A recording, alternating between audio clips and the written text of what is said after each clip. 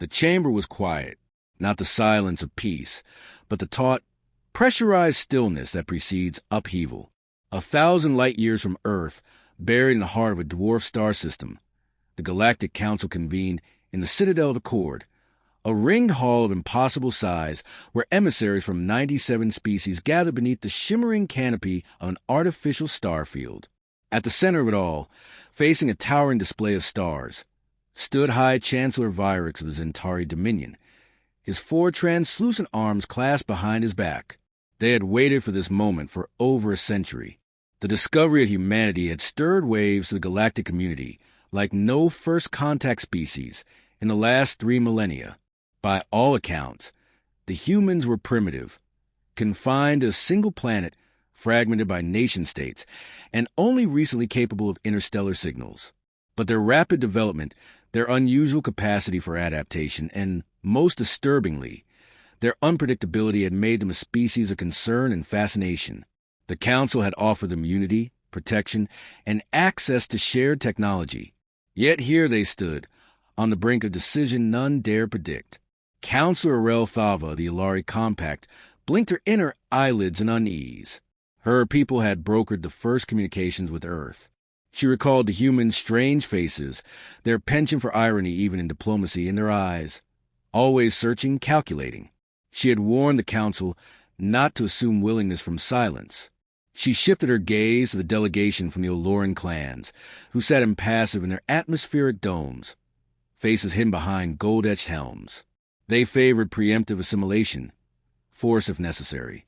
Across from them, Ambassador Ryland Sai of the Terran Provisional Council stood alone, Earth's lone representative in the room. No aides, no guards.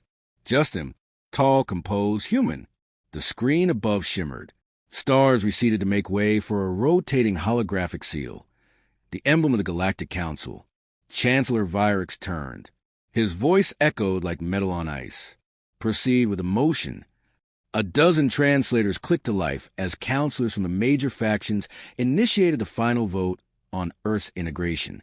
It was procedural now. The negotiations had been long, but this was to be the conclusion, an acceptance, or a rejection. Ryland Sai raised his hand. The Chancellor paused, 3 of his eyes narrowing. Ambassador Tsai, the time for statements is past. Ryland's voice was calm, but carried weight. I bring word not from my own government alone, but from every nation-state on Earth. We have reached consensus. Arel Thava straightened. That was not expected. Earth had never managed full planetary agreement in any negotiation, not once in their short galactic exposure. The screen shifted again. A new transmission fed into the chamber, encoded with Earth's diplomatic signature. Static crackled, then cleared. A woman's face appeared. President Maida Kirov of the United Continental Alliance. She spoke plainly, her expression unreadable. To the Galactic Council, she began, we thank you for your time, your patience, and your offer. After long deliberation, the people of Earth have chosen to decline integration into your interstellar alliance. Gasps rippled through the chamber like gravitational tremors. The Oloran clans leaned forward, their gold visors catching the artificial starlight. The aquatic delegate from the Lidhari Deep let out a string of clicking vowels, an expression of disbelief. We do not reject peace, Kira continued. We reject hierarchy disguised as unity. We reject governance by a body whose members we did not choose, whose laws we did not ratify, and whose past suggests patterns of coercion rather than consensus. Her gaze sharpened, piercing the chamber even through digital glass. We choose independence. We will chart our own course. The transmission ended. No one spoke. Even the Chancellor seemed momentarily adrift. Ryland Sai lowered his hand and stepped back, silent. There was no triumph in his face, no gloating, only a somber resolve. Then the outcry began. Insult. They cannot be permitted to refuse. They are not ready to survive alone. Let them fall. We offered a path. They spit on it. Arel Thava said nothing. She watched as old lines reemerge, the same fissures that plagued every debate within the council. Species who had once warred against each other now turned their old hostilities toward Earth. A new common problem, a convenient enemy. Her thoughts drifted uneasily. Earth had been unpredictable before. Now it was something worse, autonomous. Virix raised his voice, calling for order. The chamber dimmed briefly in response. Light panels pulsing a low crimson. The uproar settled, though not in spirit. The silence that returned was different this time. Sharper, bristling. There will be a response, the Chancellor said finally. We must convene an emergency assembly to determine the next course of action. This is not merely a refusal. It is a precedent. The Oloran delegate stood. If one species refuses, others will follow. The fragile unity you cherish will shatter. The Lidhari Deep issued a rare agreement. They undermine our legitimacy. Earth must be corrected. Rilin's eyes did not flinch. Or perhaps your legitimacy was always fragile. More murmurs. But no one moved against him. Not yet. In the background, automated drones began to shut down the chamber's interface panels, signaling the session's end. Delegates filtered out, some in stormy silence, others muttering into their neural links. Arelthava lingered, watching Rilin. You surprised them, she said quietly as he turned to leave. He stopped. That was the idea. They'll assume arrogance. They'd be wrong. We simply chose not to kneel. She tilted her head. You've made enemies. He gave a tired smile. Only those who believed they had already won. As he exited the chamber, the great door sealed behind him, cutting off the cold light of the stars. Arel turned back toward the display. Where Earth had once glowed, a small blue sphere, inconsequential in size, impossible in consequence. The Citadel remained quiet, but something had shifted. A fault line in the galactic order had cracked, and through it, the light of Defiance burned. The Council would meet again, of course. They would debate, threaten, plan. But Earth had spoken, and the galaxy was listening. The transmission had barely ended when the first diplomatic echoes began to ripple through subspace. On dozens of planets and orbital stations, news feeds blared with Earth's unprecedented declaration. The word rejection reverberated across languages and species, translated into countless tongues, but always bearing the same weight: defiance. No member of the Galactic Council had ever declined membership after formal engagement, not in 9,000 years. Inside the Citadel's secondary chamber, where diplomatic debriefings were conducted in relative privacy, Rilin Tsai stood alone before a semicircle of data interfaces. His fingers hovered just above the touchless console, watching as streams of interstellar commentary rolled in speculation, outrage, fascination. His expression remained composed, but tension pressed behind his eyes. A chime sounded. The door behind him slid open with a low hydraulic sigh. Ambassador Dren Corval of the Valerii Ascendancy entered with the poise of a predator. 7 feet tall, wrapped in silver-edged robes, his gaze carried the weight of 1,000 years of diplomacy and domination. He did not speak immediately, circling Rilin like a curious scholar might examine a dangerous artifact. You waited until the very last moment, Corval said at last. Impressive. Rilin didn't look up. Timing matters. You realize what you've done? Of course. Corval moved closer, stopping just within the human's peripheral vision. You've turned your species into an unknown, and unknowns invite fear. Fear breeds action. Rilin finally met his eyes. Then let them fear. Perhaps they'll think more carefully. Corval chuckled, low and humorless. You think this is a game of intellect, of philosophy. But the Council is a structure, a system. It endures not because it persuades, but because it consumes. Resistance doesn't stall it. It feeds it. Rilin's response was flat. We didn't come here to be consumed. Corval tilted his head. Then you've declared war. No, we've declared independence. Corval's eyes narrowed, but he said nothing more. A moment later, he turned and left without a sound, leaving the room colder than it had been. Rilin allowed himself a breath. Not relief, but recognition. This was only the beginning. Back on Earth, in a subterranean chamber beneath what was once the Geneva Convention Hall, President Kirov sat at the head of a circular command table. Around her were the appointed delegates of the Unified Human Front, an alliance forged not through shared history, but shared necessity. The rejection had not been a sudden decision. It had been decades in the making. Reports are in from orbital platforms, announced General Vasquez, the military liaison. No signs of mobilization from Council fleets in the outer soul approaches. Yet, echoed Kirov, what about civilian channels?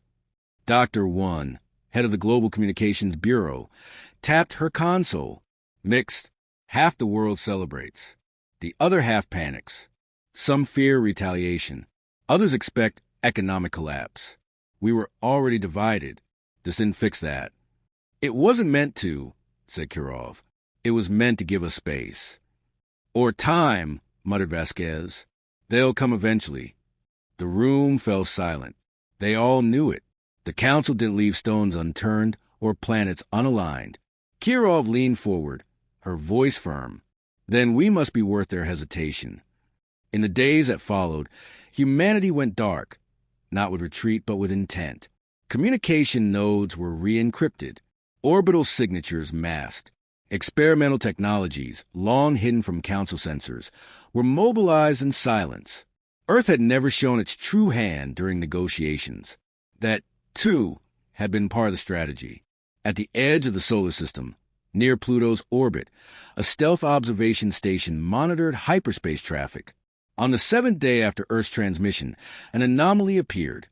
A brief flicker in gravitational field integrity, followed by a micro-warp signature.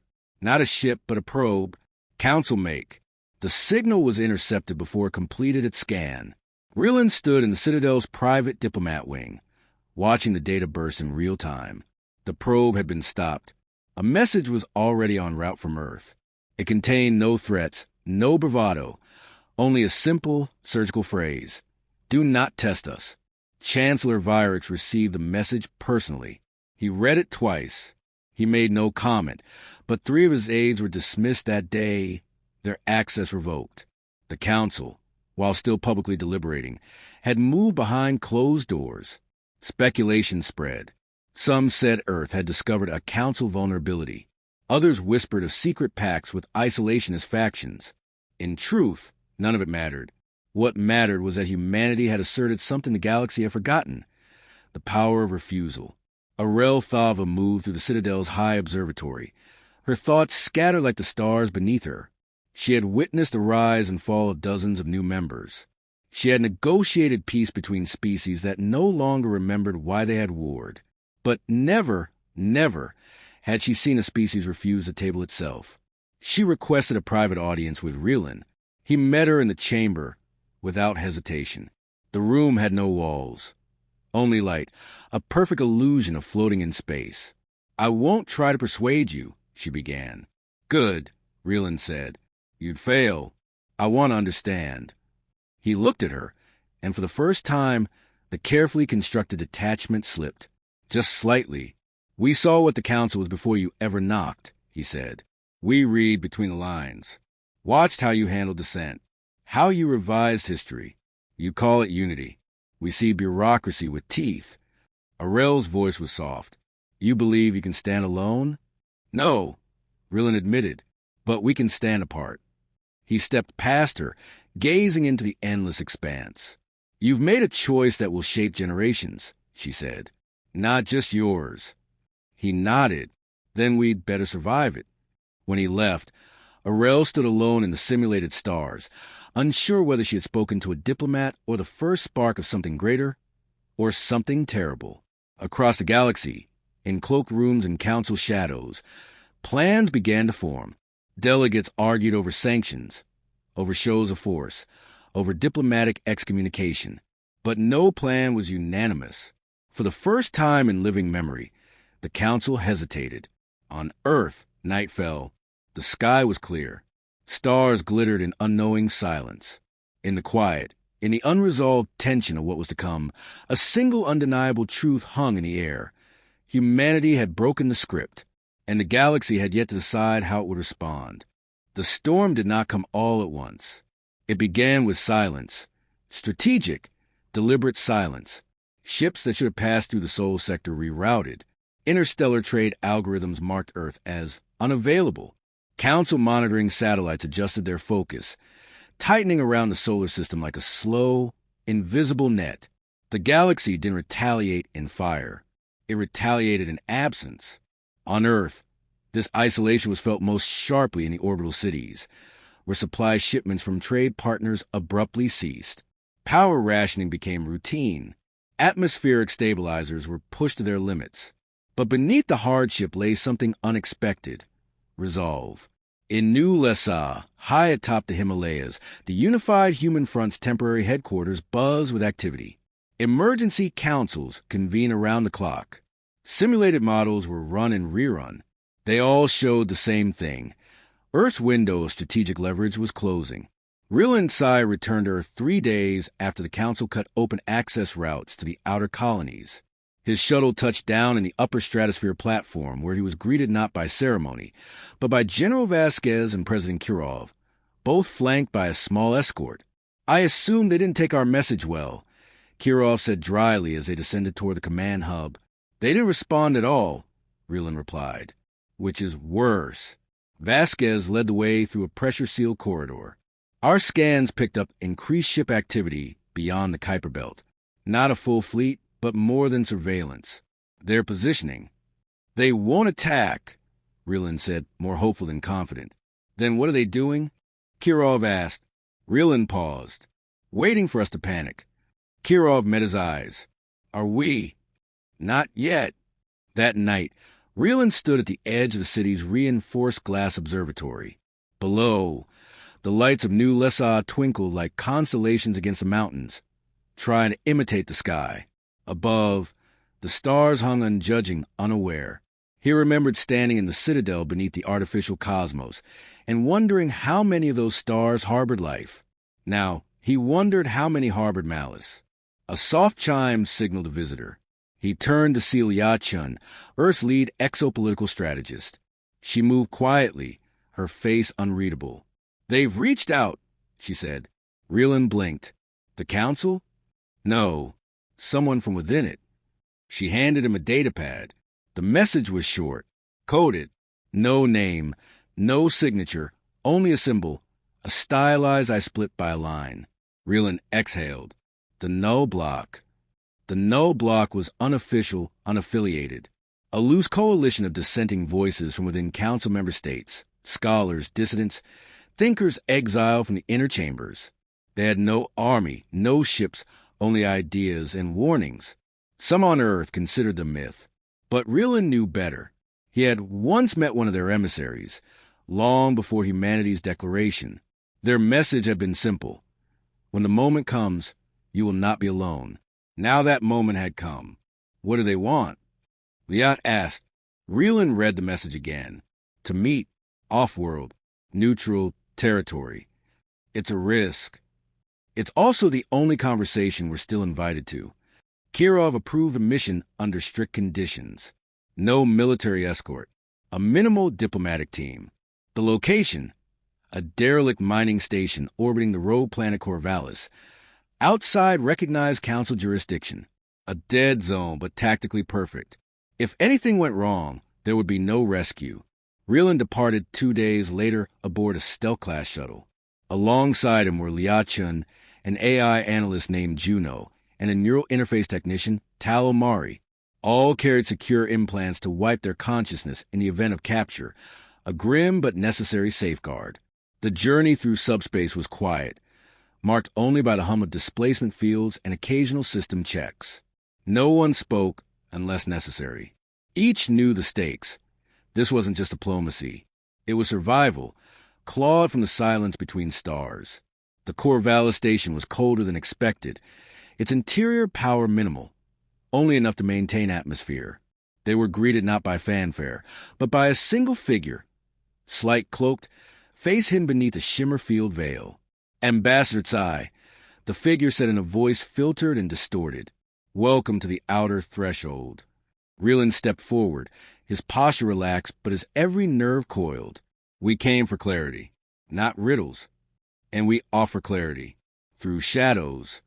They were led into a chamber of smooth metal and age panels, once a mess hall for miners, now converted into a temporary negotiation space. Holographic screens pulsed with information, council fleet positions, intercepted transmissions, political sentiment indexes. It was a war room built in exile.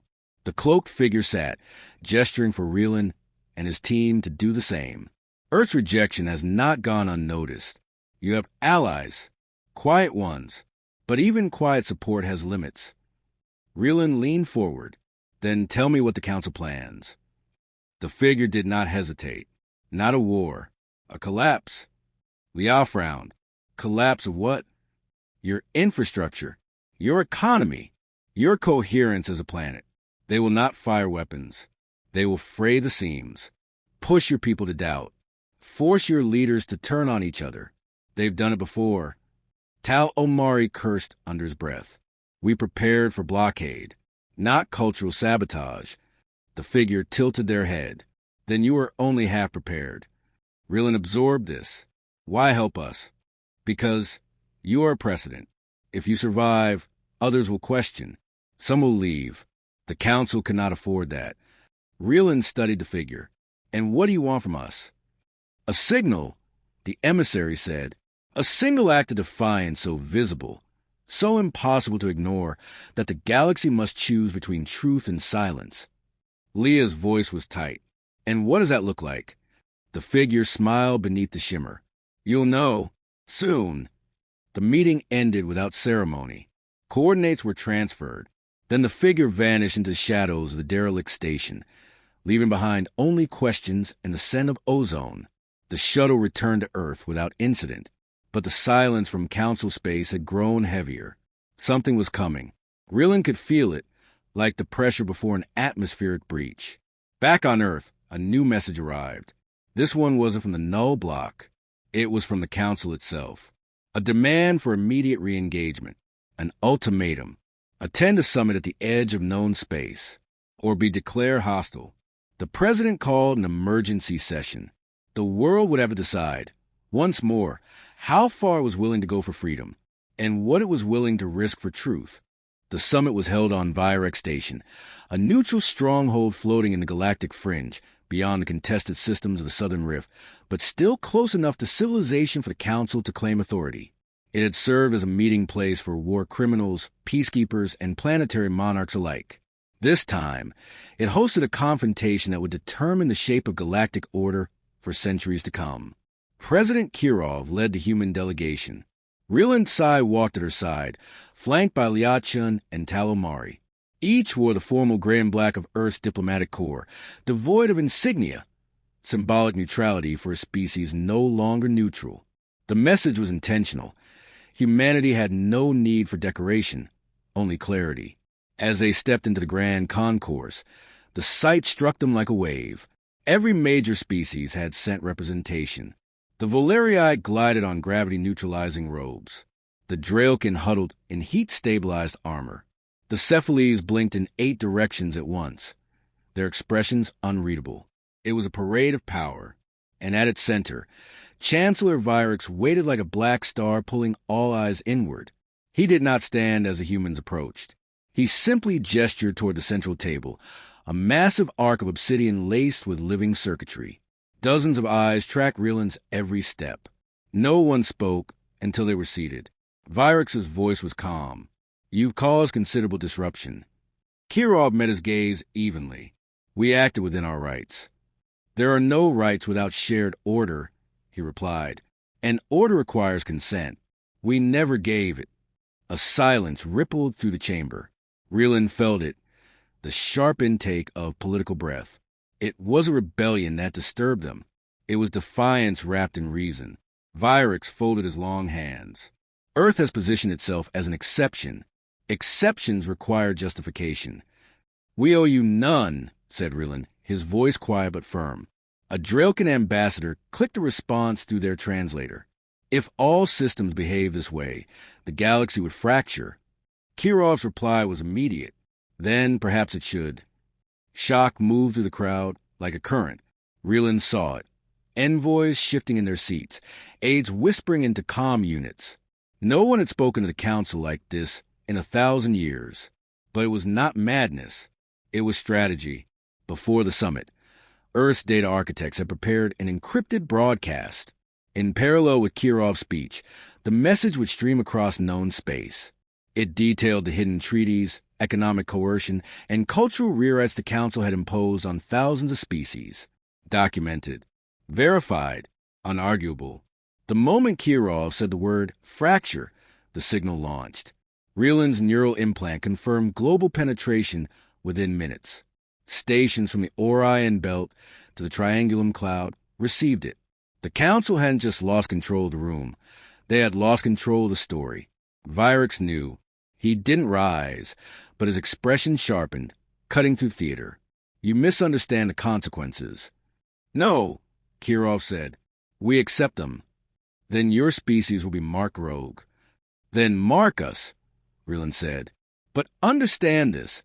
If you move against us, you won't just be silencing Earth. You'll be declaring that truth has no place in your order. There was no applause, no grand exodus. But there was hesitation. And in politics, hesitation was a wound. The summit ended without consensus.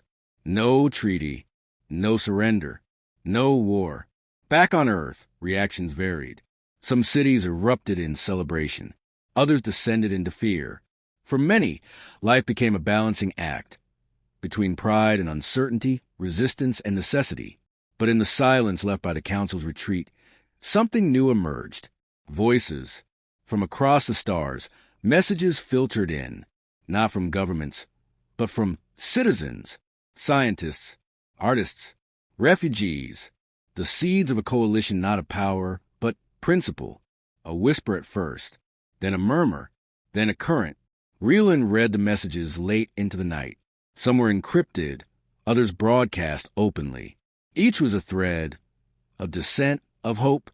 The galaxy had seen Earth stand and not fall. That meant something.